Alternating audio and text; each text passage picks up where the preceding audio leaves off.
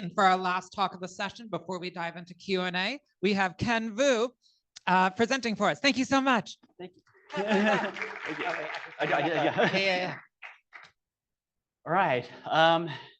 Good afternoon, everyone. My name is Ken, and hope everyone is having a wonderful day today at the conference, because I am too. Hope you all too. And today I'm giving a talk on drawing a Christmas card with the ggplot2 package. A little bit about myself. I got my master's degree in statistics last year in 2023. A lot of the work that I do now in the past and currently involves helping to build and encourage, data-driven cultures at a variety of nonprofit to public institutions, ranging from conservation course to even working in community college administration. I also have a math background from my undergrad, where I learned a lot about using logic, reasoning, and using system equations to be able to. Oh, I'm sorry, I heard you accepted. No. Oh. Okay, sorry. Little sneak peek. I know. Sorry about the spoiler. Like a trailer. Right. No worries. Yeah. Game of Thrones reveal.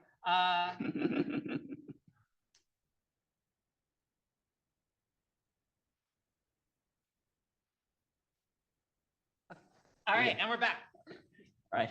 As I was saying earlier, so I had a math background, where a lot of the work I did with my math background undergrad was about using systems and logic to be able to design system equations to solve real-world problems. So that's a little bit about my background. And with that, I want to move into the talk, where before I start, I want to go back a year ago in 2023, a couple of months after I got my master's degree in statistics. So around the time that I got my master's in statistics, 6 months later, like about 4 or 6 months after I got my degree, one of the biggest challenges I've had as someone who got a master's in stats, as well as learning R programming along the way, was that I was having a hard time keeping up with my R skills for a lot of reasons. One, I was out of school, so it feels very different when you have a teacher kind of telling you what to learn and whatnot and grading you on it, and then actually kind of learning it yourself on your own. And two, I was busy trying to figure out what do I do in terms of my career, and which ended up taking a couple of months. And then lastly, I was also trying to figure out my life after college, especially since like a lot of my life was within the context of college, where I've been in school for a pretty long time. And then just thinking of what happens after was pretty overwhelming for me. A lot of which ended up taking a lot of time away from keeping up my R skills and left me in this little vegetative state on the right, where I went from happy, smiley grad to, wanting to fall asleep like Eeyore, minus the cloud with rain on it. Yet at the same time, I'm someone who likes to be fairly optimistic. I like to have fun for the holiday season.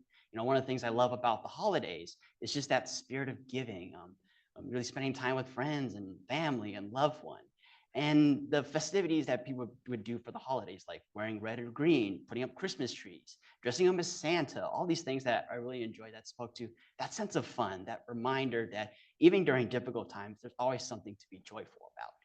And so given all of that came the question of, how do I keep up my R skills while having fun for the holidays? That question stumped me for about a couple of weeks during the holidays, until I came across some examples of aRtistry online. It's not here, but I had some examples of art I saw online where people used R code to make art. And that gave me an idea, what if I could draw something that's Christmas related in R code? Which got me to this right here. Wait, okay, it's not right. I think yeah, might be a little. I think there was a link I had. You have, okay. There's supposed to be a website. Yeah. I don't know. Yeah, I think I updated it a while back. Okay. I'm gonna stop it.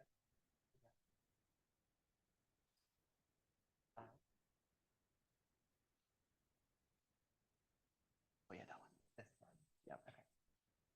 Oh, that one. No No worries. No worries. I forgot that you guys can see it in this room. Oh my goodness. There you go. Thank you. Anyway, so these are examples of artistry that some examples you could see here and the code as well. And that got me thinking, well, what if I could draw something Christmas related with our code? Which before I get into that, I want to ask you all a question. And that is, do you want to build a snowman, ride your bike around the hall? I know Christmas is like only 6 months away, but I want to be Elsa. I want to let it go, and I like Olaf. So let's do that and more, which leads me to what I built for Christmas using our code. This Christmas card right here that I spent about 3 days thinking about, brainstorming, all to build this card, which I'm going to show you a little bit about how I did that, or at least a general sense of the thinking, as it is a lot of code. And I know that you're all hungry for lunchtime, but it's okay. I'm going to show you a little bit about it, about how I built that, which starts with the design process, beginning with the first step, and that is sketching it. One of the things I like to do before I do any project is I like to visualize on paper what my product is going to look like. And this applies to data viz. Before I design anything, I like to start and draw down what I want on my card. It helps to know where my destination is. That way I know what am I doing to get there. So in this case here, I said I wanted a Christmas card, but then comes what's going to be on it. So I drew a rough sketch of what I wanted the card. I wanted a Christmas tree, decorations, and a snowman, all of which I ended up putting on the sketch here. And you may also notice that there's some measurements here, like how tall or how wide or different parts of the card is, like the height of the Christmas tree, for example. A lot of that speaks to my math background, where I like to plan things out, where it makes it easier, so that way I make sure that the final product looks exactly how I want it. And this also applies to coordinates that you see here, which I'll explain more about. But for now, basically the idea is that for anything, I like to sketch it so I can get an idea of what I want in the end, and then think through like, how am I going to get there? And after the sketch then comes, what am I going to use to draw this? So for this Christmas card project, I used ggplot2 package for drawing for several reasons. One, it's popular, it's familiar. I've used this a lot for data visualization, so it's easier to use what I know than to start from scratch, especially since I started using it a lot in grad school. And also it's customizable. There's a lot that can be plotted with ggplot2, from the bar charts and some of the examples you saw earlier with other folks using ggplot2. All these things that made ggplot2 excellent for the project that I was going to be doing. And there's also other packages as well that I've used to build this card, such as extra font, which is for loading custom fonts for any text I put on the graph. And then there's also dplyr, where it makes it easier for me to manipulate and move around large amounts of data. Not necessary, but it helps make things a lot smoother for a project of this kind of complexity. And this is the code chunk that was used to load in all those 3 libraries I mentioned. That's just importing it, so that way I can have those tools ready to use in the R space. And now that we've done a little bit of the setup and the planning, then comes actually coding out. But before I get into that, I want to talk a little bit about the grammar of graphics, what that is, which is pretty integral into doing any kind of plotting with ggplot2. And so as a general overview, what is the grammar of graphics? So the grammar of graphics, it's the best way I can think of describing it is like a way of how you should think through and organize and prepare how your data get visualized. Kind of like a frame of thinking, so you will. And there's 3 parts to it, to this grammar of graphics. There's the data, what information you want to show on your graphs. The aesthetic mapping, which kind of tells you where to put your data for. It's kind of like if you say, I want a couch in this room, but then it's like, where in the room exactly you want your couch? And so aesthetic mapping is like that, where you specify where on the graph you want to put your data, like this part of your data. Do you want it inside the graph or on the axes? Where?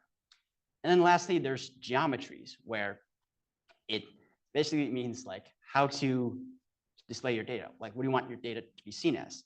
Because it could be a scatter plot, a bar chart. There's so many different things that you can represent your data in ggplot2 that probably are beyond this talk. But all 3 of these elements, that said, all form the basis of the grammar of graphics.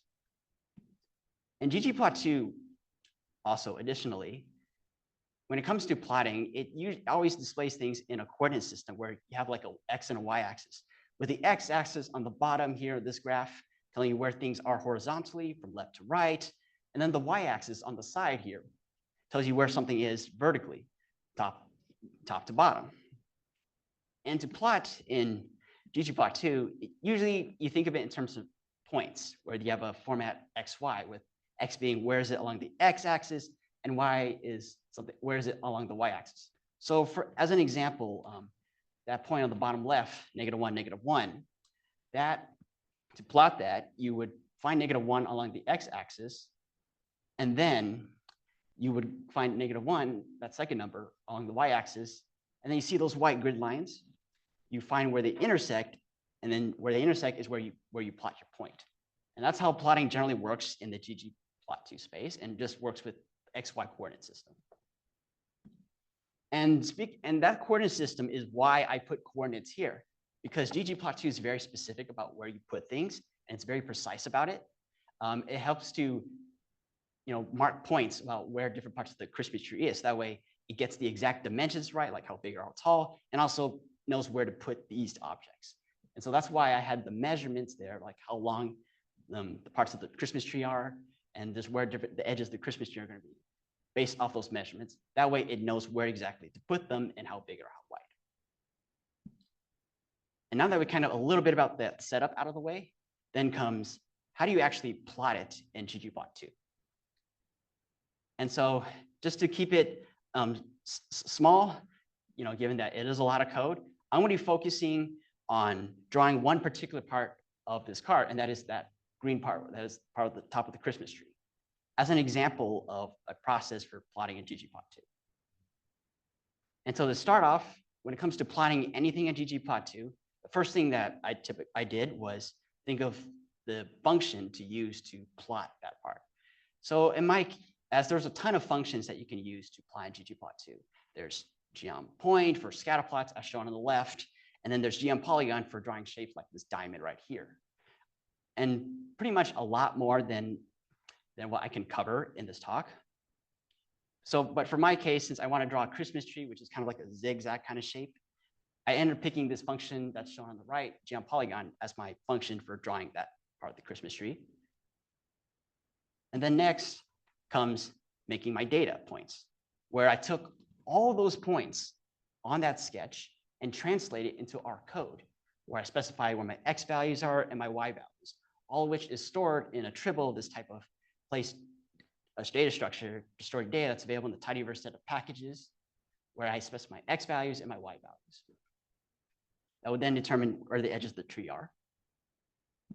And then lastly, then comes the fun part, plotting, where you have the R code on the left and the result on the right, where this R code here, to plot that part of the tree, I called in ggplot function, and then specify that function I chose to represent that data visually, in this case, geom_polygon, where I specified where I'm getting my points from, so it knows where to draw it, where to put different parts of the edges of the tree, and then that mapping argument, it's telling it the X values for my data points go with the X axis, Y values go on the Y axis. And then that last argument, fill, it's an optional argument you can add where you can change the color of the inside of an object. So in this case, I use the hex code for this particular shade of green to make the inside green. And putting all the code together gets you this result on the right. And that entire procedure I walked you through from step 1 to step 3 was the same procedure that I used with different points and different functions and different arguments to get this entire card here, from the ornaments on the tree to the ground, the snowy ground here, and then different parts of the snowman, and then the snow that's falling. And all of it was generated with that process that I showed you, that I repeated multiple times. A lot of it, which was a lot of fun. I mean, I learned a lot of new things that I didn't expect, and a lot which kind of showed that this could be done in less than an hour with a drawing app or so, and not having to do with like all this coding and thinking and all this scientific stuff. But regardless, it was a lot of fun. I mean, I'll admit that. It gave me a lot of takeaways that I felt were very helpful to me, surprisingly, with R programming and just thinking through projects like this in general, which takes me to 3 major takeaways from this entire Christmas card project. And they're the following. I got extra knowledge about the ggplot2 library from the theory behind how it works, like the grammar graphics I mentioned earlier, to even all these new functions I've never heard of, like geom polygon, like geom text, all these different things that I learned about for the first time through this package and just doing this Christmas card project. All of which helps me to be better when it comes to data visualization, an area that I love using ggplot2 for and hope to keep doing it. I also got better at being more organized with a project like this. You've seen some of my thought process when it comes to this project, like sketching out my idea, just kind of thinking in my head what I want, and then playing it out before even doing any kind of code. A lot of which kind of reflects kind of my process for thinking it through. I like to plan a lot so that way I don't, I minimize any mistakes I made during the actual implementation and avoid any, major curveballs that could throw it off track. A lot of which, I was able to do through this process of building this card. And all those lessons I showed you were fantastic, but there's one big takeaway that I think is the most important of all throughout this entire project, and that is be yourself, as you can do it. Every idea, every perspective matters. Just like how there's all these different speakers up here on stage who presented valuable ideas like that talk about different tips for data visualization, or even that keynote, or all these things where they're all different one another, but they're all valuable in their own ways that we can each learn from. For I believe in the idea that the more diversity and different representation of different ideas, perspectives, and backgrounds, the more innovation and inspiration and change that we can see in the world, and thus a more inclusive and better community. So if there's anything I can leave is that, whatever you're doing, know that your ideas and perspectives matter. Because at the end of the day, you can do it, and that's what matters. And thank you. And here's the QR code. It has all the details about all that code to build the card, and if you want to connect